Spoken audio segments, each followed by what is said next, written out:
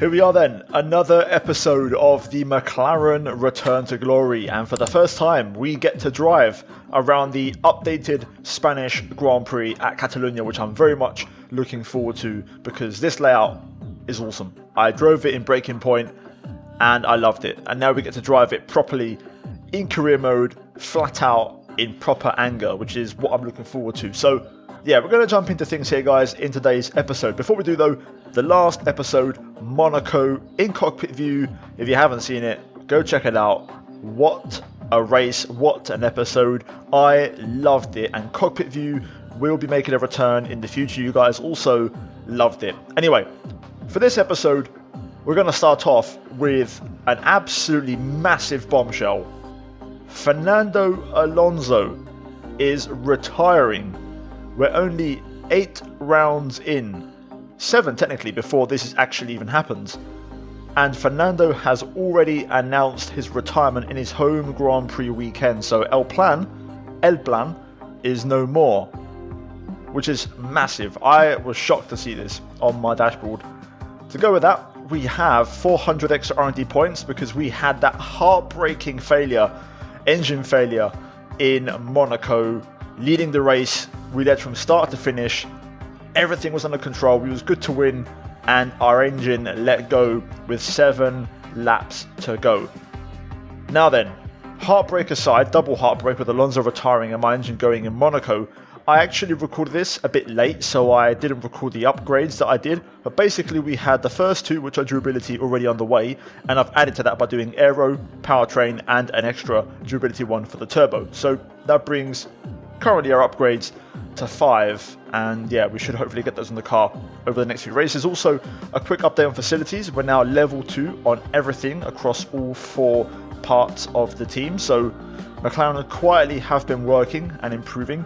But confirmation then, last race we lost the ICE. That's what went, and the annoying part is that it was actually not that old, it was quite new, so we'll keep an eye on this, okay? I'm going to go back to the old ICE, which is spec 1 on 69% for this practice session, but we'll keep an eye on it because in F1 22 there was a bug or a trend where whenever you put in a fresh component, it would pretty much blow up. One of them would blow up anyway. It was a guarantee. Whereas the first engine you start off with, you could drive that until the wheels fell off and nothing would ever happen. So yeah, that aside, you can see here is the performance chart. The top 4 teams open up a bit of a gap, and again that kind of midfield to top teams ratio kind of expands a bit. But yeah, we're going to jump into practice, and for the first time we get to get the feelers out and see exactly how the new layout feels with this McLaren car as we make our way through the penultimate corner, flat out, easy flat for the first time, closing out the race strategy practice program. And we're going to bring it back to the pits, turn the engine down, and we're going to analyse the lap time, see what kind of pace we have, and see what's good. So you can see tyre wear is a little bit high, to be fair, which is to be expected at Spain, but higher than usual. Fuel consumption is pretty much slap bang in the middle, not too high or too low. And yeah, we're looking pretty decent. Now then, after practice, we got, as always, as usual, bunch of discounts, and we're going to hopefully take full advantage of those in the next event or the next race, or in between this race and the next one. And yeah, that should help us out quite a lot, especially on the fuel efficiency. We've got a big fat discount on the combustion chamber. But yeah, we're going to jump into qualifying, and silly me, I forgot to change my ICE. At the time of recording, there was a lot of noise outside on the street. I was just a bit distracted, and I readied up for qualifying by accident on autopilot, not really concentrating, and I forgot to change the engine. So we're going to try and push on and do it anyways. Now, you joined me on my bank lap and you just saw me run wide at the hairpin as we just got a load of front wash understeer and I couldn't keep it under control. Making our way through the final couple of corners, and the first banker lap is going to be a 1:13.5, and we are miles off. We're 0.8 off Alex Albon, let alone safety. I went for a cool down lap and a second push, and we found 0.2, but the final sector is where most of the time is. I still didn't quite get the apex at the hairpin, but we kept it within track limits and not on the marbles, which gained us a lot of time already. We kept it nice and tight through 11, and then we basically carried that speed through 12 and 13 to close out the lap. So we're going to improve by near enough 0.6 of a second as we cross the line to set a 1:12.9. However, that only gives us 18th place. We're still 0.4 off Ocon in P16, and in terms of safety, we're pretty much half a second away. We need half a second at the very least to get through. So, yeah, what a shock. From pole in Monaco to struggling to get out of Q1 in Spain. Could it be down to the engine? Maybe, but we'll talk about that in a moment. Anyway, let's try and get through first and foremost. I've got a bit of pace to find. I've basically reduced my tyre pressures, increased my wing a little bit, and tweaked the diff. And we're going to see also brake bias adjustment if we can make it work. So, turn 1, braking pretty much just before the 50. Little bit too late on the brakes there, and I just missed the apex, so I lost a bit of time on the exit through turn 2. And we managed to just about get the delta under control through turn 3, taking a tighter line with that higher wing value on the adjustment. Turn 4, brake at the 50, 4th gear, try to get the power down as we find a bit of time there with the increased front wing.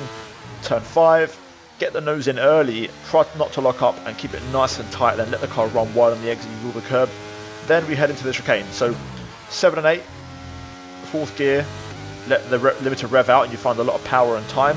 Turn 9, I got this weird sort of understeer wash. I took it in 7th gear, usually I do it in 6th, and I just got really understeery all of a sudden. I just washed out wide, I lost all momentum, I had to get out of the throttle, so we won't be doing that again. We'll keep it in 6th gear from now on.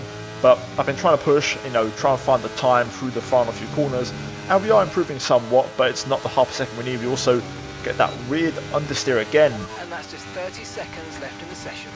Through the final corner, you can see my reaction at the time. I didn't understand why. And yeah, we improved, but it didn't really mean much. Now then, let's analyse. Out of, what I could have done that lap, I could have easily beaten Sargent, but that would have been the absolute maximum. The AI found a lot of time on their final run. I reckon the best I could have done was maybe a 0.5, maybe even a very, very high 4. So we're nowhere near the postcode or where we need to be. So what we'll do is, after this, we're going to change the engine and we're going to start from the back of the grid and take a penalty. That's on me for not changing the engine, but luckily I'm not that fast anyway. I'm a little bit concerned. I don't think a new ICE and a few fresh components is going to give us basically a full second compared to Lando's pace. So we are genuinely off the pace here this weekend. For reference, I decided to look at the sector times. So in my case, on my best lap, I done a 0.7 first, a 3 middle, and a 0.6 final. So 7, 3, 6. Remember those 3 numbers as we look at Lando's lap times. We are 0.3 down in the first, 0.4 down in the final, and 0.4 down in the middle. So sector 1 is actually not that bad. It's sectors 2 and 3. And sector 3, the fact I'm 0.4 down there is pretty alarming because there's not a lot of corners in the final sector. So yeah, that's a worry. That aside, I took that engine penalty. We're going to take a few extra fresh components. So we're going to go for, I believe, a brand new MGUH as well because we're on 52%. And we need, a bit of freshness there. And I'm also going to take a brand new energy store because we're over 50% now. So that means the ERS battery is capped in terms of charge. And yeah, we're going to go to the race and hope we can fight back, turn it around, and fingers crossed, have a bit more pace because qualifying was poor. Welcome along, everyone, to sunny Spain, specifically to the Circuit de Barcelona, Catalunya. So many great moments in Formula One history have been written at this very track over the years, including Michael Schumacher's first win for Ferrari back in '96. That win was in the rain. We might have better weather here today, but we're just as overjoyed to be at the Spanish Grand Prix. It's an updated track at Catalunya, and the popular opinion in the paddock is that we never wanted the chicane in the first place. That's now been gone, the final corner is much faster, and at 2.9 miles and 14 turns, we await the Spanish Grand Prix. Before we begin, let's take a quick look at the grid lineup for today's race. George Russell will begin today's event in pole position, and it's Charles Leclerc in P2.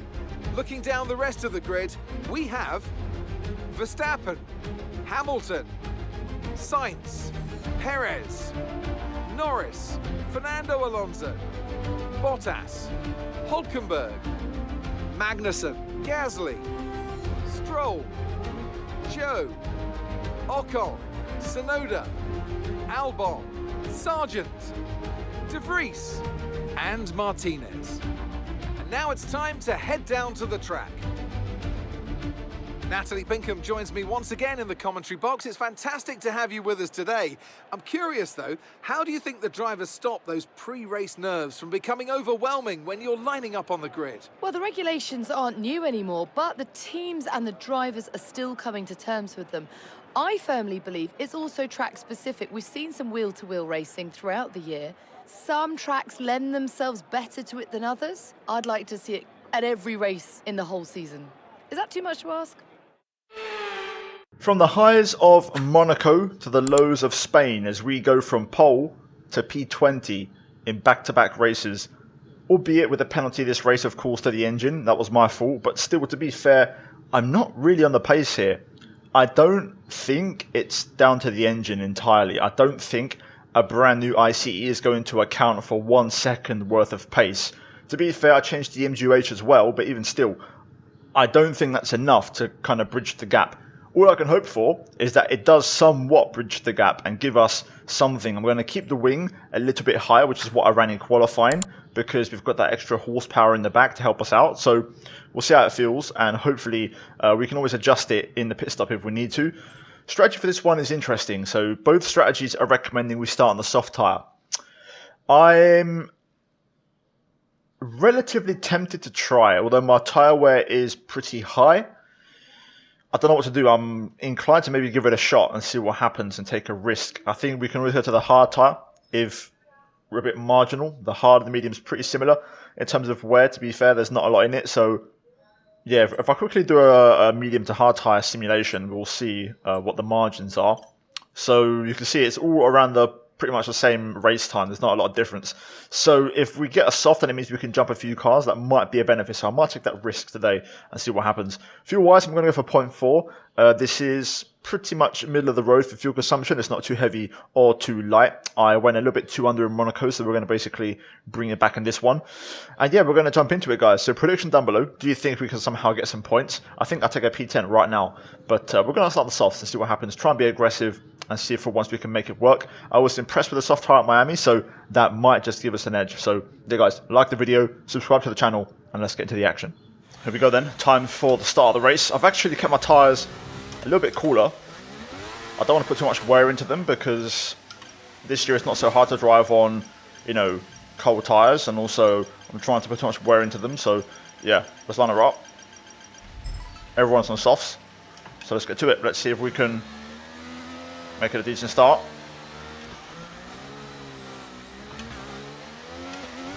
Oh yes, excellent. We blocked De Vries in behind Albon. What a brilliant getaway, and that is while we start on the soft tyre.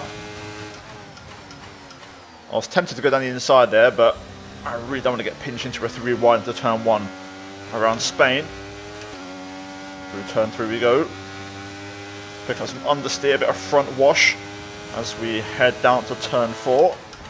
I will commit on Ocon here as we go down the inside. Easy on the power. Down to turn 5. Gonna get the power down early and just edge ahead of Ocon. Stroll, Tsunoda side by side. We'll try and position ourselves here to get the line. Tsunoda falls in line behind Stroll. Has a poor run, so that might give us the opportunity to have a look.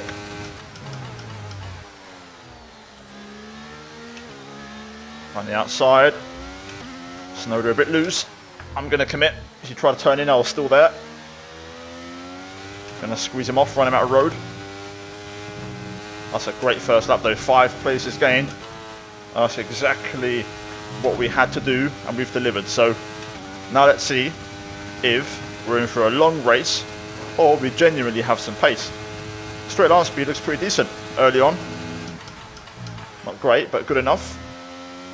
Let's see if we can stay within a second when DRS gets enabled on the next lap, and we'll see how tyre temps hold up, as this is a very abrasive circuit. Okay, DRS will be enabled this lap. You can use it when you're within 1 second of the car ahead and in the DRS zone. Right then, we've kept up. The field spread's pretty compact right now. We'll see how this all plays out, but there's a bit of battling at the front of this train, which has broken up to the leaders, so we'll see how it all pans out. Stroll doesn't have DRS. I think he's had a DRS failure. His rear letterbox isn't open, so we'll try and get a bit closer for the next DRS zone, or the next lap. Big battle ahead, by the way. It's kicking off. Yep, Stroll hasn't got DRS. Some sort of failure. Now he's just opened it. So his DRS is now back online. I can see Bottas there in P12 on the medium tyre, so he's elected to go on a different strategy for the start of this race.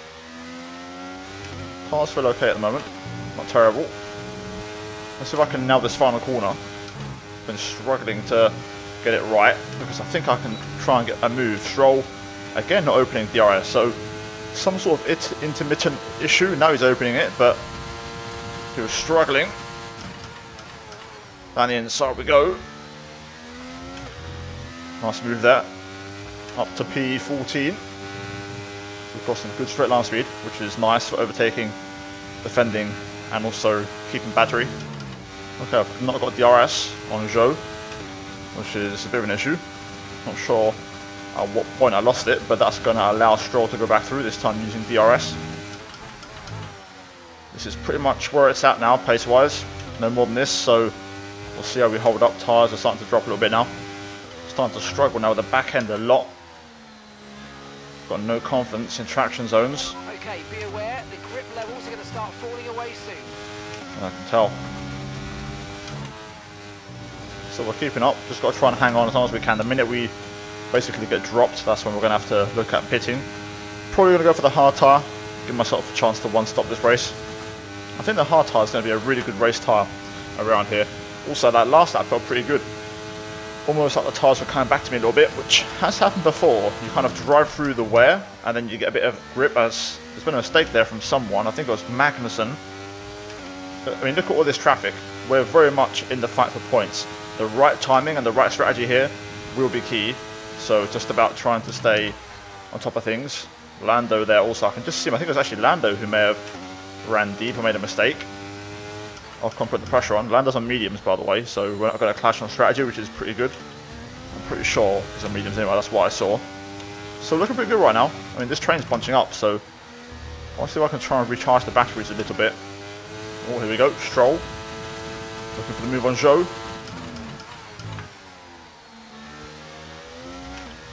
Oh my god, okay, this bug is still in the game.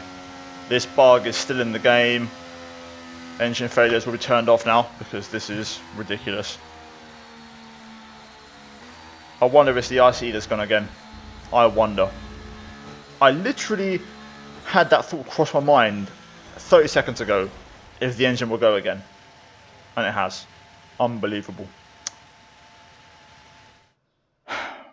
This is just inevitable now. So let's see what happened. We'll go back to the main menu and we'll see what happened. Oh my god, okay, this bug is still in the game. This bug is still in the game.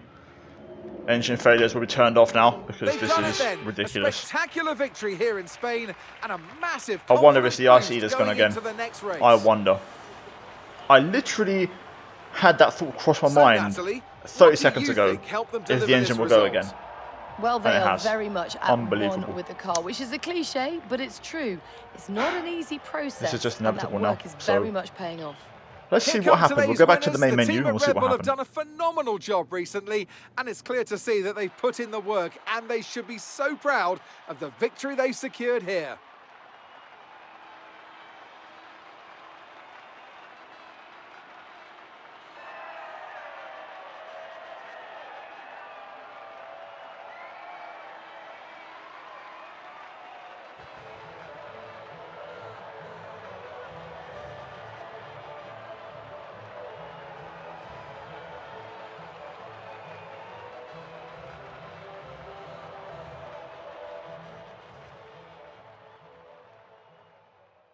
Right, now that aside, let's look at the results. Hamilton behind Verstappen. Mercedes looking pretty strong here, to be fair, but Verstappen the winner. And the pole sitter, George Russell, also confirming Mercedes' pace, finishing P4. But Merc looking very much improved this weekend. As for Ferrari, in the mix, but Sainz struggling in his home race. Alonso behind him in P7, matching his real-life result a couple of weeks ago. Lando P8 in the points. Good. 2 points, that would always go a long way, but it's annoying, man. 2 DNFs in a row, and I'm not saying we got points today. We could have done, though. It was a really close battle, but should have won at Monaco. We needed that win at Monaco so bad, because those 25 points, 26 points would have been good damage limitation for these bad races that we may still have. If we look at the results, you can see that Bottas was just ahead of us. He finished P9, front of the train pretty much. Hulkenberg was in that scrap as well. Stroll, of course, was battling with him. So it would have been close. We could have maybe got P9 today. That was on the cards. Did anybody else DNF besides me? No, no one did. So it would have been P9. That would have been realistic for us in this race. If we look at the standings real quick, you can see we're still 9th, but we're now 20 points behind Lando.